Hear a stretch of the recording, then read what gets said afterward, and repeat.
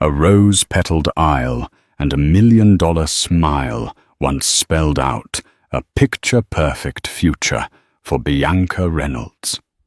She was radiant on her wedding day, blissfully unaware that the man she adored, the self-made millionaire, Timothy Reynolds, harbored darker secrets than she could ever suspect.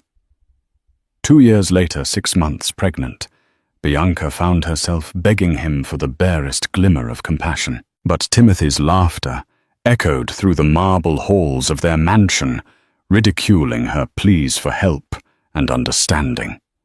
Little did he know that in one explosive court showdown, his entire world would unravel when his secret mistress was called to testify. Bianca Saunders, an ambitious event coordinator in her mid-20s, first met Timothy Reynolds at the Oakland Charity Gala, a swanky event featuring A-list celebrities and Silicon Valley investors. At the time, Timothy was an up-and-coming entrepreneur who had just sold his startup to a tech giant. Dressed in a sharply tailored Armani suit, he commanded the room's attention with every step. When his eyes landed on Bianca, he saw more than just a fresh-faced coordinator. He saw a woman whose grace and determination mirrored his own aspirations. Timothy introduced himself with a soft smile and a sure handshake. The spark was immediate. They shared a dance, swirling amid crystal chandeliers and the melodic hum of orchestral strings. By the end of the night, it was impossible to miss the chemistry between them. Timothy invited her to brunch at a 5-star hotel the next morning. During that meeting, they discovered their shared love for classical music, philanthropic work, and quiet Sunday mornings. In the weeks that followed, their connection deepened from fleeting flirtations to spirited debates over dinner, from shy confessions to the whirlwind romance that every magazine cover hints at. Bianca's best friend, Carla Martinez, observed the relationship with a mix of delight and hesitation. She knew Bianca's capacity for love was vast, but she also recognized Timothy's raw ambition. He was blazing a trail through California's tech scene, fast attracting attention from the wealthy elite and from would-be opportunists too. Carla wanted to see her friend happy, but worried that Bianca might be a supporting player in Timothy's story, rather than a true partner. Still, Bianca's giddy excitement was contagious, and Carla shelved her concerns for the moment, trusting her friend's intuition. It wasn't long before Timothy's grand gestures swept Bianca off her feet. He whisked her away to Lake Tahoe for a weekend retreat. As fresh snow fell in soft drifts outside their cabin window, Timothy presented Bianca with a glittering diamond ring. He dropped to one knee, his voice tremoring with genuine emotion, and asked her to be his wife. Overjoyed, Bianca said yes, believing their love could weather anything.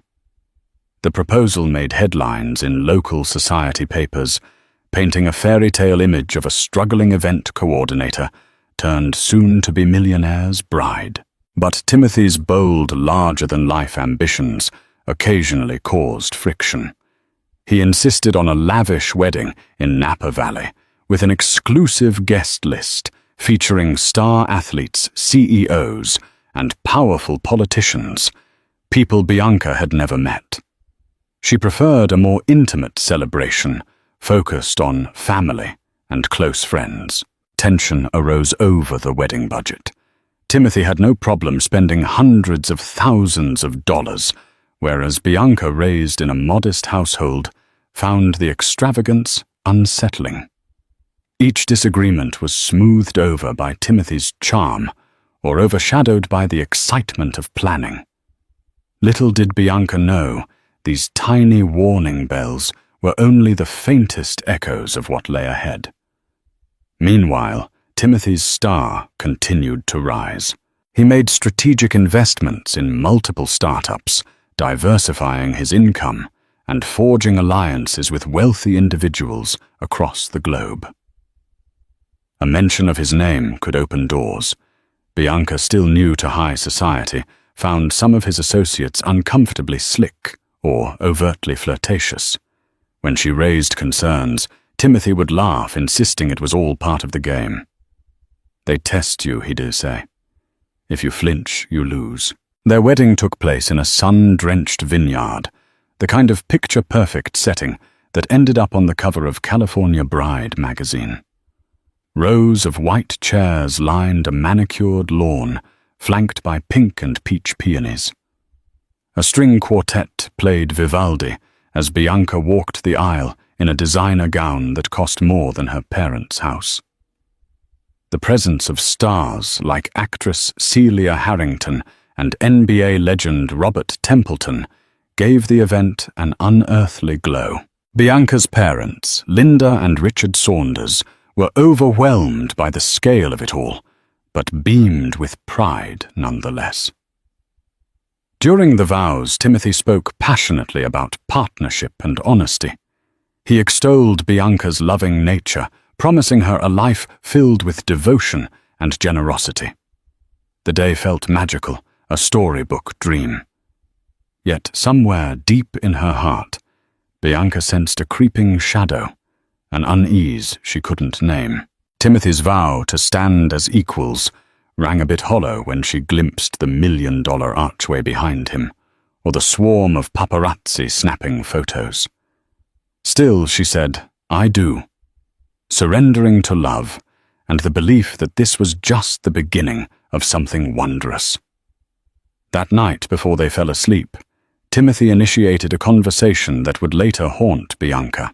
He laid out the idea of a prenuptial agreement in a calm, matter-of-fact tone, saying it was just a formality to protect his hard-earned assets. She hesitated. Signing felt like a betrayal of trust, a precaution that presumed the marriage might fail. However, Timothy soothed her concerns by promising it was just legal jargon. Naively, she signed. In that moment, all she wanted was to secure a harmonious future. If only she had known how that signature would shape the next chapter of her life. Married life began on a high note. The newlyweds honeymooned in Greece, drifting between Athens and Santorini.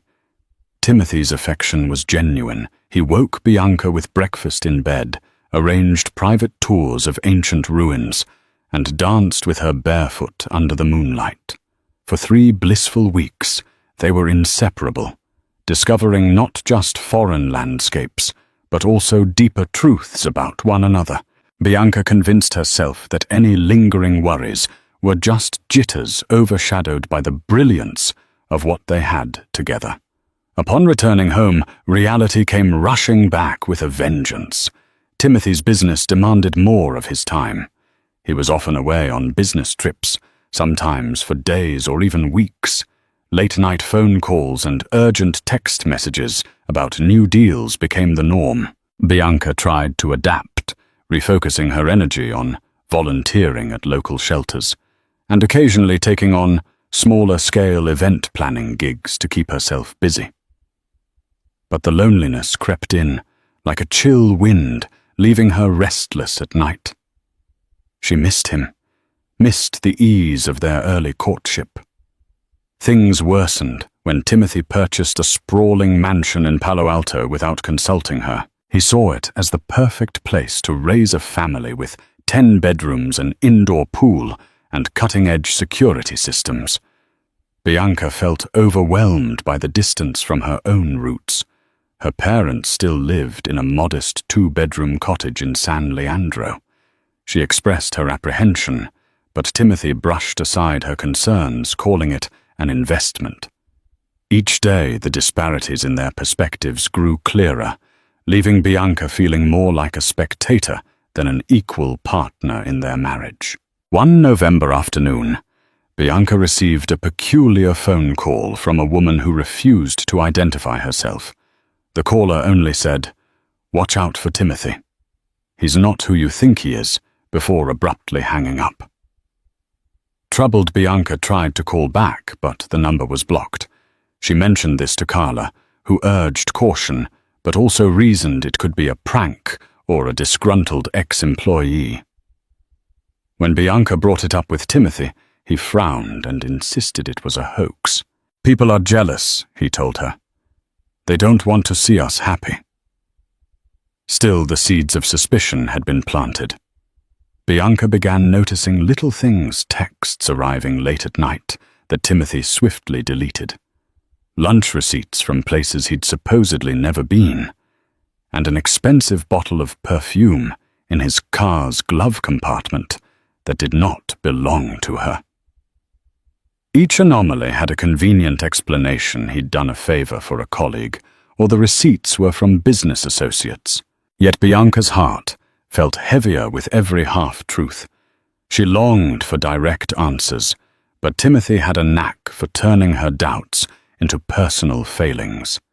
She began to question her own judgment, feeling guilty for her paranoia. The tension escalated when Timothy missed their second anniversary dinner entirely. He called 2 hours late, apologizing profusely, claiming an emergency business meeting popped up. Bianca tried to mask her disappointment, but tears welled up in her eyes. She realized the glitz of being married to a millionaire came with a steep price, a sense of abandonment, distrust, and emotional isolation. Still, she fought to believe that love could triumph. She told herself that Timothy was simply under enormous pressure, and once things calmed down, they'd rediscover each other. As time passed, Carla's concern for her friend grew. She invited Bianca over for coffee at her small, cozy apartment in Berkeley. They sat on Carla's worn-out couch, sipped lattes, and talked candidly. Carla voiced her suspicion that Timothy might be unfaithful. Instead of dismissing the possibility, Bianca found herself silent tears rolling down her cheeks. She confessed she wasn't sure anymore. Carla gently urged Bianca to collect evidence before confronting him, reminding her that a divorce, especially involving a prenup, could get ugly. Bianca felt torn. She still loved Timothy, clinging to the hope that their marriage was merely going through a rough patch. But if there was a betrayal, she needed to know. Taking Carla's advice, Bianca began documenting odd occurrences in a private journal. She even went so far as to install a GPS tracker on Timothy's car, an act that filled her with guilt. But she felt compelled to protect herself. Weeks of clandestine logging yielded inconclusive results. Timothy traveled to standard business locations, fancy restaurants, hotels. Then on a frigid January night, the tracker pinpointed Timothy's car at a luxurious villa in Malibu, far from the office he was supposedly stuck in. Bianca's heart throbbed with dread. She called him only to be sent to voicemail repeatedly. The next morning, Timothy acted as if nothing was amiss. Bianca's smile cracked under the weight of suspicion. That same day, she made an appointment with a private detective named Eleanor Grant, a sharp-witted former cop known for her steely resolve. Eleanor Grant had unraveled many scandals within the Bay Area elite. She was in her 40s, dressed in practical pantsuits, and possessed a penetrating gaze that could unsettle even the bravest men. After hearing Bianca's woes, she offered a kind but firm response. "I can help, but I want you to be sure, because once I uncover the truth, there's no turning back." Bianca swallowed hard and nodded. She handed Eleanor the logs, the tracker data, and a brief overview of Timothy's schedule. "I just need the truth," she said, her voice trembling. "I don't want to accuse him unfairly, but I can't live in doubt anymore." For the next month, Eleanor shadowed Timothy. She followed him to corporate meetings, discreet lunches, and star-studded charity events. She noted suspicious rendezvous with a stunning brunette at a 5-star hotel in Los Angeles. Eleanor photographed them laughing closely in a private booth, the woman's hand resting on Timothy's knee. Bianca's heart sank when she saw the images her husband gazing at another woman with that same intensity she once believed was reserved only for her. Pain melded with outrage, and she realized her intuition had not failed her. Yet the question remained: how would she confront him? Determined to confront Timothy, Bianca planned a candlelit dinner at home, hoping the intimate setting would help him open up. She cooked his favorite meal, filet mignon, with a Cabernet reduction, and wore the sapphire earrings he'd gifted her on their first anniversary. When Timothy arrived late as usual, she calmly sat him down and showed him the photographs. She expected a confession, perhaps even remorse.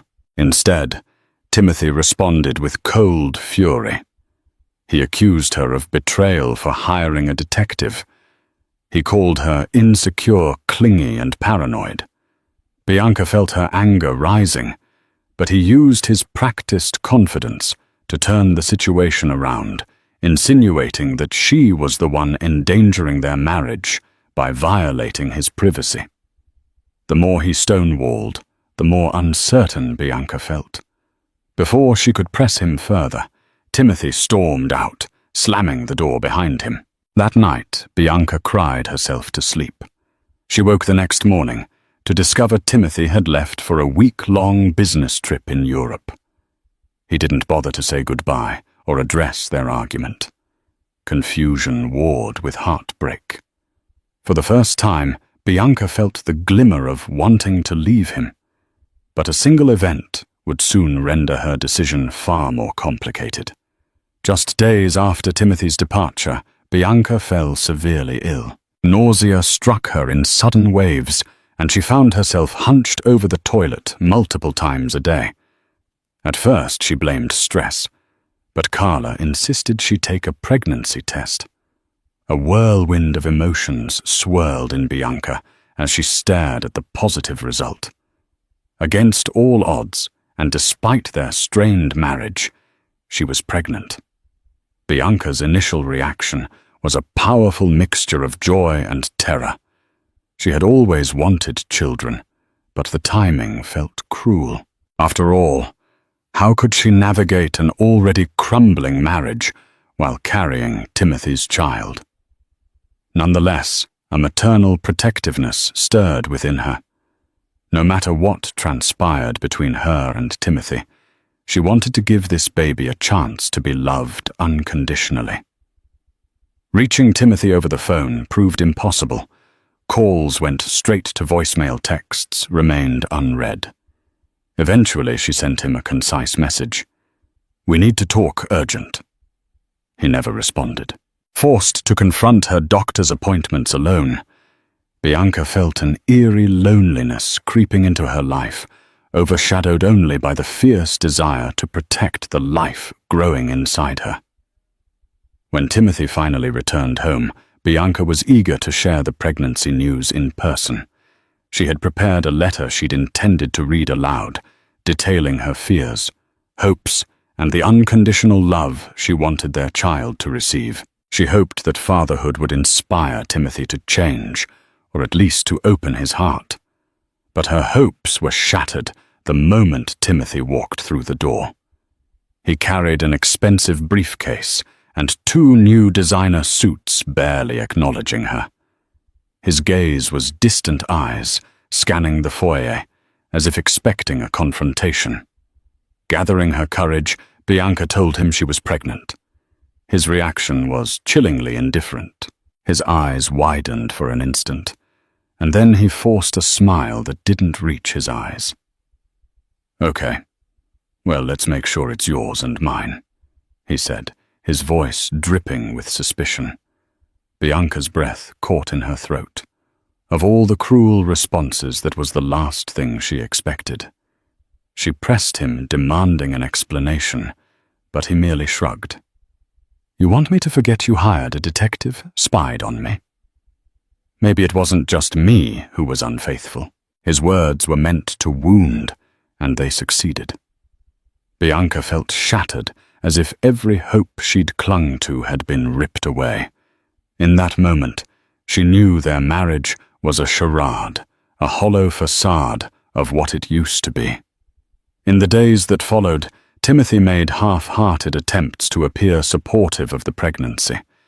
He accompanied Bianca to a single doctor's appointment, but spent most of the time texting on his phone. He feigned delight when the ultrasound confirmed their baby was healthy, yet his forced smiles and abrupt mood changes only deepened her unease.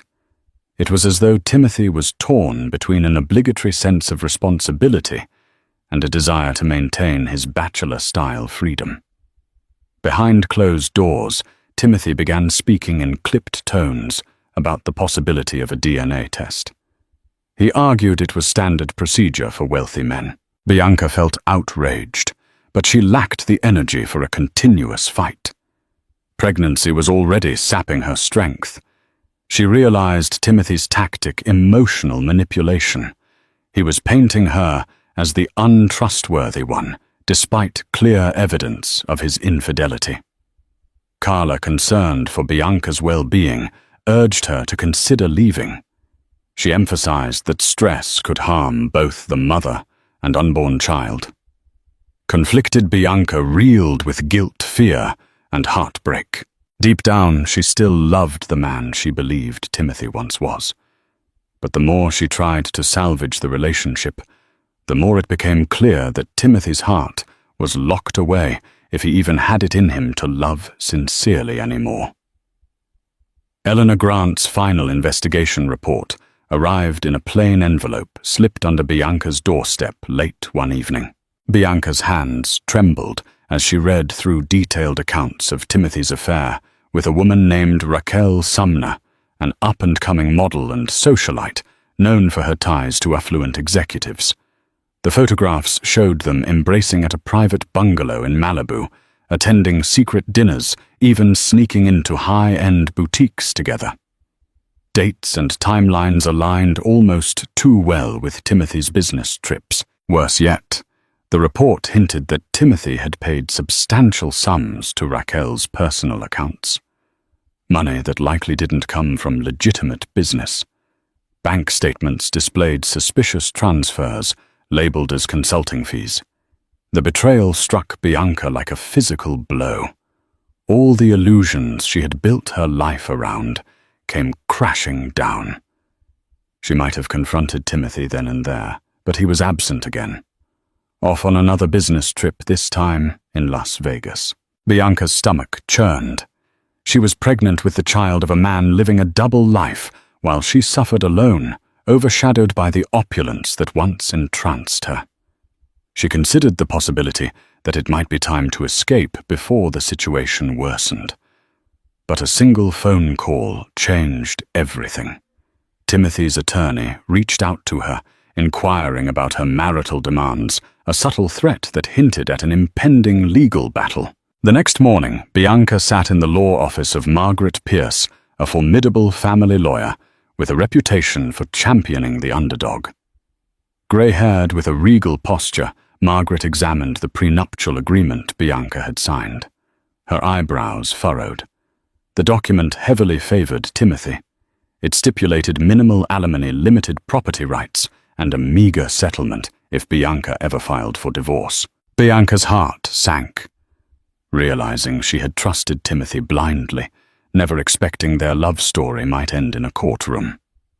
Margaret, however, found potential loopholes, particularly concerning Timothy's possible marital misconduct and the unborn child's financial needs. California law places high priority on child support, she explained. If we can prove infidelity, cruelty, or that he concealed certain assets, we have grounds to challenge the prenup. But it won't be easy. Bianca shuddered at the idea of a protracted legal war. She wanted a peaceful resolution for the sake of her unborn child's future. Margaret recommended they first reach out to Timothy with a structured settlement, but Bianca hesitated, uncertain if Timothy would even consider a fair compromise. Still, she agreed to Margaret's plan, hoping that a cordial dialogue might be possible before the fight escalated. Margaret sent a letter to Timothy's legal team, outlining Bianca's request for financial security, during her pregnancy, prenatal and postnatal support, and an arrangement that would allow her to remain in the Palo Alto home until the child reached adulthood. She also demanded Timothy attend counseling. The demands were modest, given Timothy's vast fortune, but they were essential to Bianca's stability. Timothy's response came swiftly, and it was frigid, a stark refusal. His letter claimed that Bianca had violated his trust, tried to fabricate evidence, and was now attempting to extort money. He offered a small monthly allowance, insufficient even for basic living expenses in Palo Alto. The letter concluded with a veiled threat. If Bianca pursued legal action, Timothy wouldn't hesitate to use every legal resource to defend himself. Devastated, Bianca felt trapped. She was carrying his child, yet faced a future overshadowed by a legal war. Despite Margaret's reassurances, Bianca worried about how she would pay for a lengthy trial. Meanwhile, her doctor cautioned her that stress was impacting her health.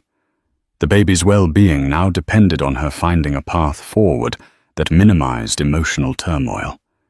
Yet every route seemed fraught with conflict. A week later, Margaret received an unexpected phone call from a paralegal affiliated with Timothy's lawyer. The paralegal disclosed an explosive piece of information.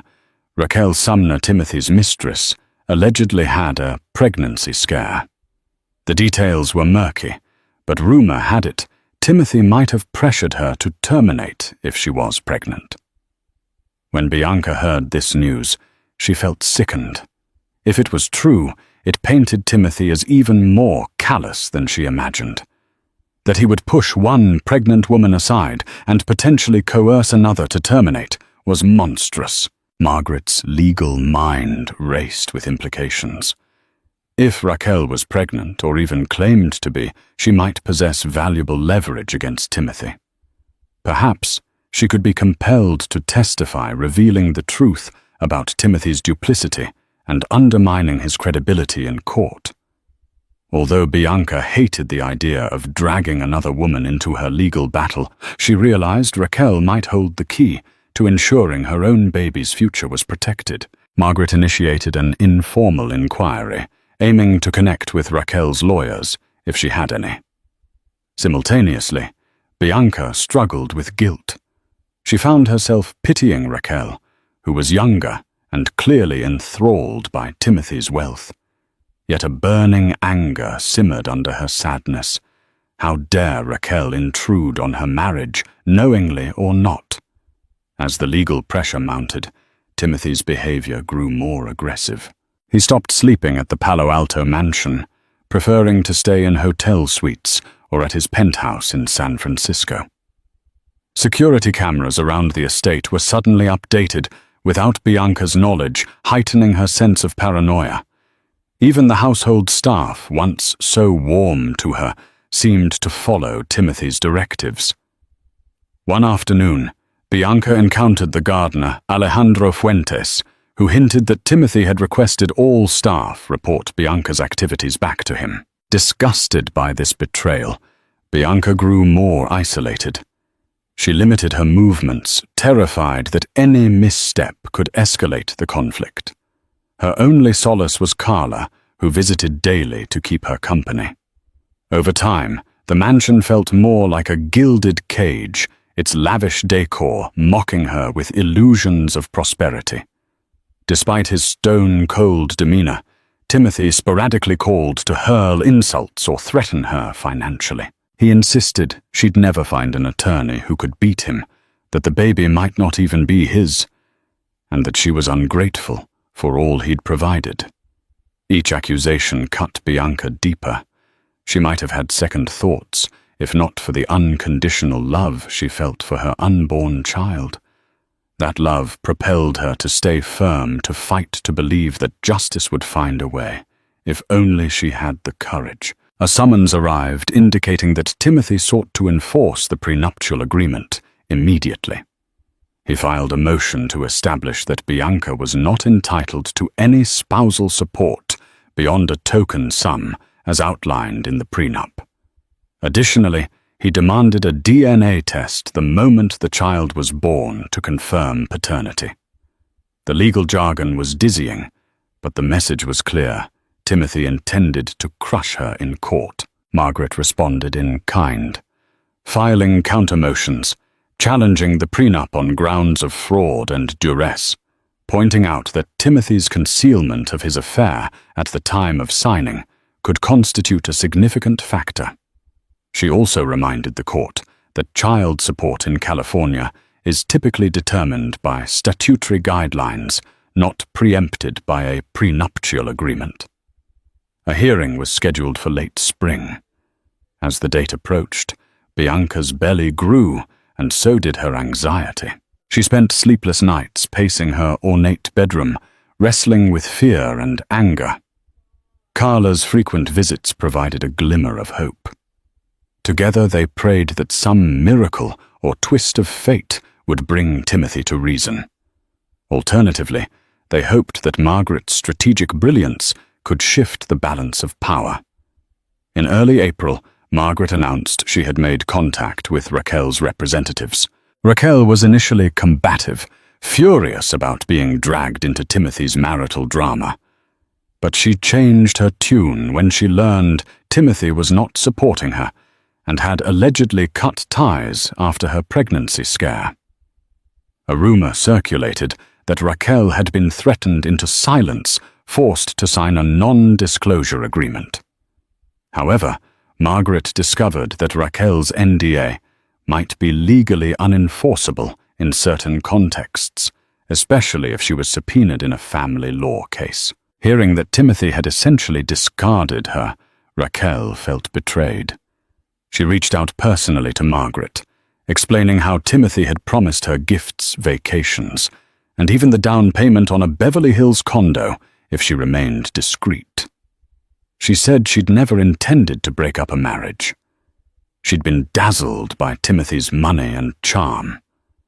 Ultimately, she realized he was using her for selfish pleasure. Raquel hesitated to testify, but hinted that if the court ordered it, she would tell the truth. Bianca's conflicting emotions resurfaced: pity, anger, validation. Margaret reassured her client that Raquel's testimony might be the linchpin that tilts the case in Bianca's favor. Privately, Bianca mused over how heartbreak could become such a powerful tool in a legal battleground. The preliminary hearing was held in a stately courtroom in downtown San Francisco. Rows of pew-like benches faced a raised dais where Judge Eloise Harlington presided with an air of unwavering authority. Timothy arrived with a team of high-priced attorneys, each clad in expensive suits and armed with thick portfolios. Bianca, visibly pregnant, stood beside Margaret, her heart pounding so loudly she feared everyone could hear it. Timothy's lead attorney, a silver-haired litigator named Clayton Brooks, argued passionately to uphold the prenuptial agreement portraying Bianca as a gold digger who had manipulated Timothy. Margaret countered with evidence of Timothy's affair, the suspicious bank transfers, and a timeline that demonstrated Timothy had withheld crucial information when Bianca signed the prenup. She insisted that the agreement was procured under false pretenses. Then Margaret dropped the bombshell she had Raquel's signed statement, and if the case proceeded, she intended to call Raquel as a witness. The mention of Raquel's name sent a ripple of unease through Timothy's team. Timothy's face twisted, but he maintained a stoic facade. Judge Harlington took note of the tension and scheduled a follow-up evidentiary hearing during which Raquel could be subpoenaed. The next date was set for 2 weeks later, giving all parties time to prepare. After the hearing, Timothy flashed Bianca a venomous glare. He approached her in the hallway, fists clenched at his sides, whispering, "You'll regret this." His voice seethed with quiet menace. Bianca stood her ground, one hand protectively over her belly, feeling both fear and a strange sense of empowerment. She was no longer the naive bride. She was a mother, defending her child. Days after the hearing, Bianca received a call from an unknown number. Expecting another threat, she almost let it go to voicemail, but something compelled her to answer. It was Alexander Barrett, a venture capitalist who had once partnered with Timothy. He confessed that he'd witnessed Timothy's shady financial dealings, but had remained silent out of fear and greed. He'd grown disgusted by Timothy's tactics, particularly his willingness to manipulate and destroy people's lives. Now Alexander wanted to help. He provided Margaret with documents showing Timothy had falsified income statements, squirreled money into offshore accounts, and laundered funds through shell corporations. These documents not only bolstered Bianca's case for spousal support, they also exposed Timothy to potential criminal liability. Alarmed by how far Timothy had gone, Margaret moved swiftly to incorporate this new evidence into their arguments. When Bianca thanked Alexander, he sounded weary. "I regret being part of Timothy's empire for so long," he said. "But I can't stand by and watch him ruin more lives." Bianca sensed the sincerity in his voice. It wasn't just her legal battle that was shifting public sentiment, might also turn against Timothy, especially if the press caught wind of his misconduct. For the first time, Bianca felt the stirrings of real hope. Word of the upcoming evidentiary hearing spread among gossip columns and tech blogs. Timothy's name was well known in the Bay Area, and the notion of a millionaire embroiled in a scandalous court case ignited the public's curiosity. Reporters camped outside the Palo Alto mansion, cameras at the ready. Bianca's phone buzzed relentlessly, with calls from journalists seeking an exclusive.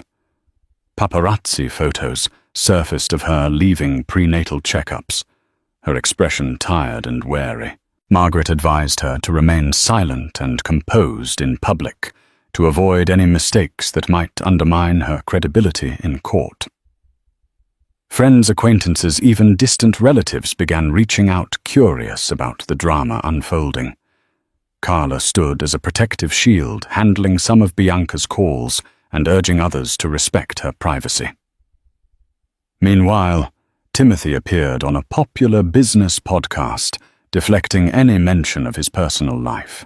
He portrayed himself as a misunderstood mogul, a victim of baseless allegations. But the cracks in his facade were beginning to show. His harshness, once disguised by charm, seeped into every public appearance. Some critics on social media labeled him the new Gordon Gekko, referencing the fictional unscrupulous tycoon from film. As the court date loomed, tensions reached a fever pitch. The long-awaited evidentiary hearing arrived. Cameras flashed outside the courthouse as Bianca, heavily pregnant, entered arm in arm with Margaret. Timothy arrived separately, wearing a designer suit and a combative scowl. In the packed courtroom, you could sense the anticipation. After a flurry of procedural motions, Margaret called Raquel Sumner to the stand. The young woman, visibly nervous, approached the witness box. Timothy's eyes darted, his jaw clenched. Under oath, Raquel admitted to a year-long affair, detailing how Timothy had funded her lavish lifestyle, provided hush money, and even arranged a private doctor's visit when she thought she was pregnant. She confessed she'd initially refused to testify, but Timothy's abandonment and Bianca's plight changed her mind. Next, Margaret introduced Alexander Barrett's financial documents, which vividly depicted Timothy's asset concealment and offshore trickery. Timothy's lawyers scrambled to object, but the judge admitted the evidence, warning them to save their counter-arguments for cross-examination. A hush fell over the courtroom as document after document painted a dark picture of Timothy's duplicity. During cross-examination, Timothy's attorney tried to discredit Raquel, labeling her a gold digger and insinuating she'd orchestrated a false pregnancy scare for money. Raquel stood her ground, even shedding tears when describing Timothy's manipulations. The emotional weight in the room was palpable. It was as though the entire courthouse realized the full scope of Timothy's betrayal. At Margaret's insistence, Timothy was called to testify. He swaggered to the witness box, but the confidence that once made him formidable seemed tainted. Clayton Brooks guided him through a rehearsed defense. He claimed the affair was consensual, purely recreational, and that Bianca had known of it from the start. He denied strong-arming. Raquel insisted the suspicious financial transactions were legitimate business deals, and suggested that Alexander Barrett was acting out of vengeance because of a failed investment partnership. Then Margaret took the reins, and Timothy's composure began to unravel. She fired off questions about the prenuptial agreement. Did he disclose his affair before Bianca signed it? No. Did he reveal his offshore accounts and manipulated finances? None. Was he aware Raquel had a possible pregnancy scare? Yes, but he claimed it was none of Bianca's business. Each answer chipped away at his credibility. At one point, Margaret confronted him with damning text messages obtained through subpoena, where Timothy had explicitly threatened Raquel, warning her to keep quiet or face legal and financial ruin. The judge's stern gaze fell on Timothy as he mumbled flimsy justifications. The tension in the room was near suffocating. After hours of testimony, Judge Harlington called both legal teams to her chambers for a private conference. When they emerged, she delivered a preliminary ruling from the bench. The prenuptial agreement's validity was in serious doubt due to Timothy's failure to disclose significant assets and the existence of an extramarital affair.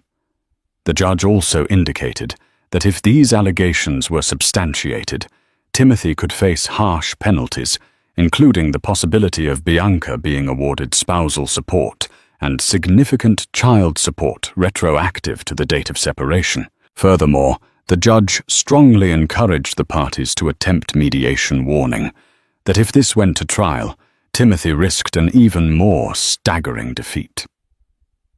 For the first time, Timothy appeared genuinely shaken.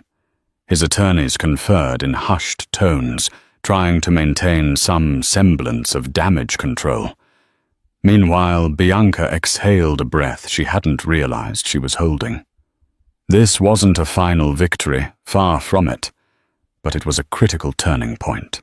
She'd stood before the court, brandishing the truth, and had not been dismissed. Outside the courthouse, Raquel caught up with Bianca. She looked drained but determined. "I'm sorry," she said, tears shining in her eyes. "I never wanted to hurt you. I thought I could trust him." Bianca nodded, too emotional for words. She placed a gentle hand on Raquel's shoulder, acknowledging the complicated pain they shared. Raquel went on to say she was moving to Europe. She hoped the press would eventually lose interest, allowing her to rebuild her life. "I wish you and your baby the best," she whispered, before slipping into a waiting car. Watching her leave, Bianca felt a fragile sense of closure, two women bound by the same man's deceit, now forging separate paths. Under the court's directive, Timothy and Bianca participated in a mediated session the following week. The mediator was a grey-bearded retired judge named Philip Matthews, who commanded the room with a calm presence. Timothy's lawyers started by offering a modest settlement, barely enough to cover Bianca's living expenses for a year. Margaret shot it down, countering with a figure proportionate to Timothy's hidden wealth. Timothy's voice dripped with sarcasm. "You're not going to turn me into an ATM." Margaret, unyielding, fired back that the child deserved a stable upbringing that Timothy's wealth could afford. The back and forth continued for hours, each side refusing to budge. Finally, seeing the stalemate, the mediator suggested they break for a private conversation. Bianca, nervous, agreed to talk with Timothy alone in a small room with only the mediator present. The tension was thick. Timothy looked exhausted, eyes hollow. Bianca felt her pulse racing. In a momentary lapse of hostility, Timothy admitted he had been wrong. He confessed to feeling trapped by wealth power and the constant expectation to be on top.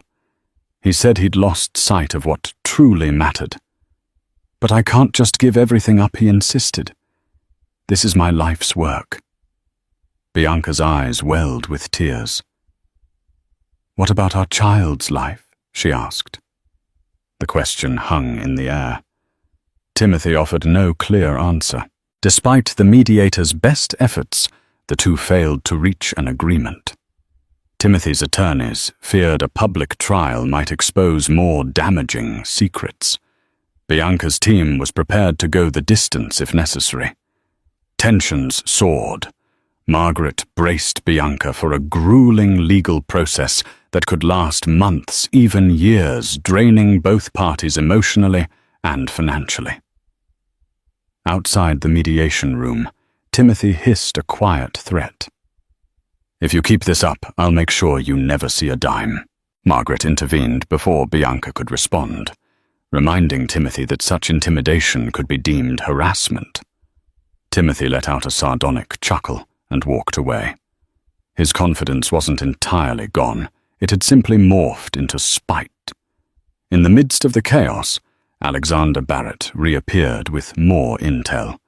He mentioned that Timothy had made enemies among other venture capitalists and startup founders. One of these enemies, an influential figure named Serena Lee, agreed to provide testimony about Timothy's unethical practices if Bianca's case proceeded to trial.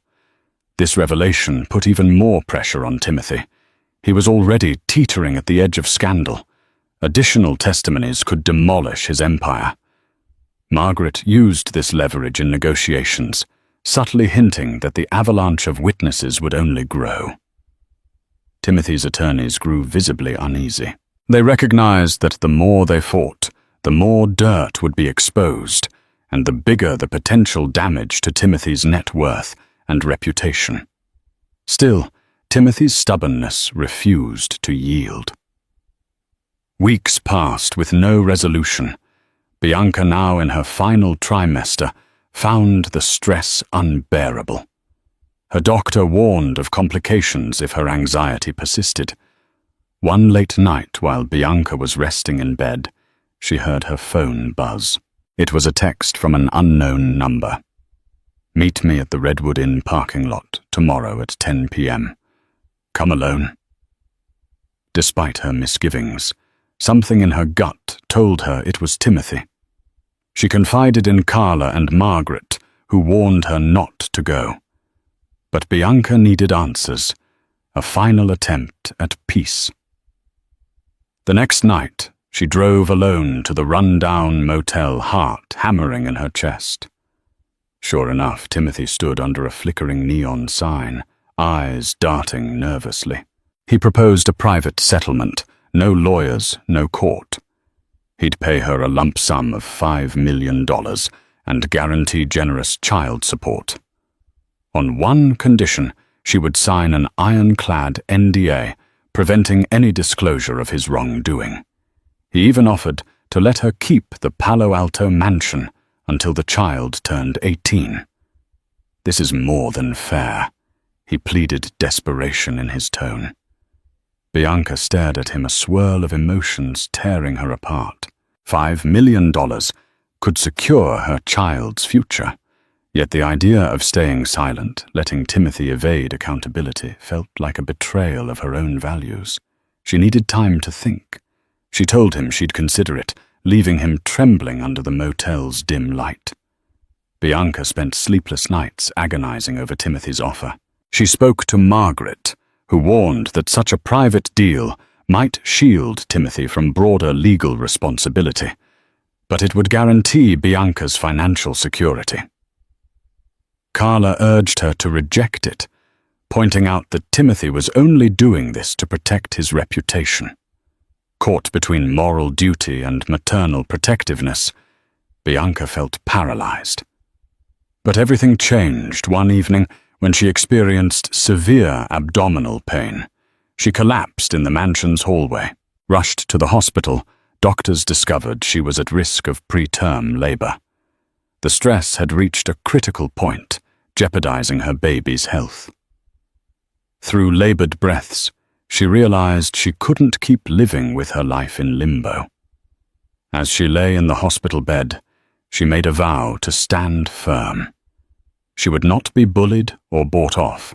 If protecting her child meant continuing the fight she would endure. She told Margaret to move forward, rejecting Timothy's hush money offer.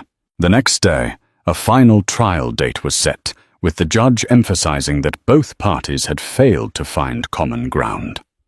The final trial commenced in the same grand courtroom, but the atmosphere was entirely different. The press gallery was packed, and the tension felt electric. Margaret presented a succinct but devastating case evidence of Timothy's hidden wealth testimony from Raquel Alexander Barrett's documents and the prenuptial agreement's glaring omissions. Timothy's lawyers attempted to poke holes, but their counter-arguments lacked conviction. When it came time for closing statements, Margaret spoke with quiet fervor about betrayal responsibility and the future of the unborn child. Clayton Brooks, representing Timothy, blustered about contract law and personal freedom. But the judge seemed unmoved. In a stern voice, Judge Harlington delivered her verdict. She declared the prenuptial agreement invalid due to fraudulent concealment of assets. She ordered Timothy to provide substantial spousal support to Bianca retroactive to the date of separation, plus comprehensive child support to begin upon the baby's birth. The judge also encouraged the district attorney to review Timothy's financial dealings for potential criminal activity. Finally, she admonished Timothy for his contemptuous behavior, warning that any further harassment could lead to additional penalties. The sound of the gavel echoed through the room. Bianca slumped in relief, tears streaming down her cheeks. Timothy sat stone-faced, staring at the floor, his carefully curated world crumbling before him. Outside the courthouse, reporters bombarded Bianca with questions. Margaret whisked her away, advising minimal comment. Camera lights flashed like 1,000 tiny explosions, but Bianca felt a strange calmness. Carla met her on the courthouse steps, enveloping her in a hug. Together they drove to the hospital to ensure Bianca's condition remained stable. The baby was due in just a few weeks. In the weeks following the trial, Timothy's empire reeled under intense scrutiny. Several business partners distanced themselves, citing moral clauses and trust issues. Rumors abounded that Timothy might have to sell some of his prized assets to cover legal fees and the court's financial awards. He vanished from the public eye, rumored to be living quietly in a remote property in Montana. For Bianca, the end of the trial marked the beginning of a new chapter. She was still healing from the emotional devastation, but she felt hopeful. She was free from the suffocating marriage and had a strong support system in Carla Margaret and her own parents. Most importantly, her child had a chance at a stable future, free from the toxic environment Timothy had created. Bianca gave birth on a crisp spring morning after hours of labor that tested every ounce of her resolve. The sterile brightness of the hospital room melted into a blur as her newborn son's first cry pierced the air, a fragile, beautiful sound that shattered months of pain. The nurses wrapped him in a pale blue blanket and gently placed him in her arms. She named him Julian Emmanuel Reynolds, choosing Emmanuel to honor the meaning God is with us, because she had felt alone for so long, but not anymore. Holding him, she was no longer just a woman who had survived a betrayal. She was a mother with a future.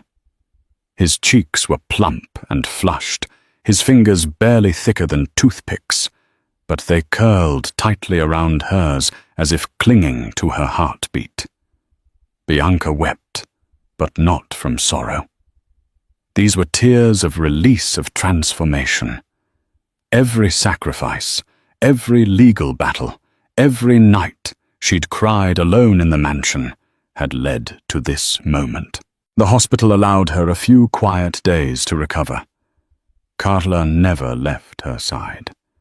She brought flowers from Bianca's parents, homemade soup, and soft music to fill the sterile space with comfort. When Bianca looked out the window from her hospital bed, watching cherry blossoms dance in the wind, she realized she hadn't felt peace in years.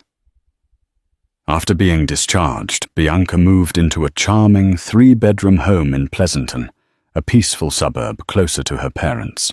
The home had a sunlit nursery, painted in soft pastels, and a garden out back, where she hoped to plant roses. It wasn't as lavish as the Palo Alto mansion, but it felt infinitely more like home. Here, she didn't feel like a guest in someone else's empire. She was building her own. Carla moved in temporarily to help. Every day was a whirlwind, feeding schedules, diaper changes, midnight cries. But they laughed too.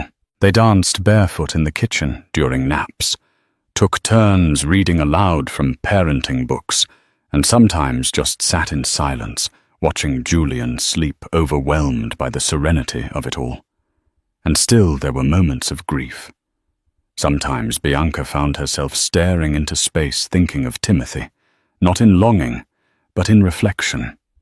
She couldn't forget how he once held her hand, how he used to whisper promises into her ear.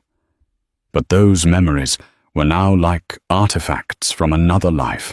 The man who laughed at her pleas, who chose greed over love, was not the man she once fell for.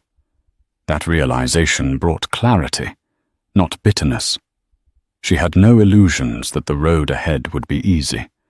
There would be custody conversations, awkward transitions, and likely more attempts by Timothy to assert control. But now Bianca wasn't afraid. She'd stood in the storm and come out stronger.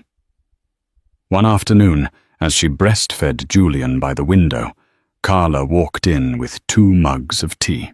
"You know," she said with a smile, "you're the strongest person I know." Bianca looked down at Julian and smiled. "No. I just had the right reason to fight." They sat in comfortable silence, the kind forged only by those who had walked through fire together. Outside, the wind swayed the trees, and Bianca knew this was a new season. Sometimes she still thought back to that night at the Oakland Charity Gala, where she met Timothy in his Armani suit, where fairy tales seemed possible. It used to haunt her how naive she'd been, how easily she fell for his charm. But now she saw it differently.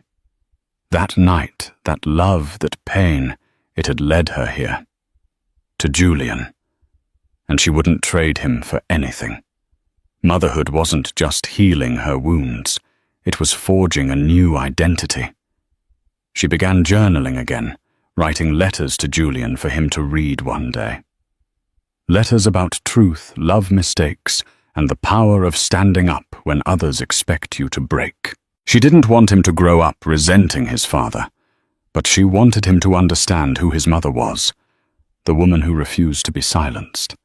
Bianca enrolled in an online certification program to get back into event planning. She wasn't in a rush.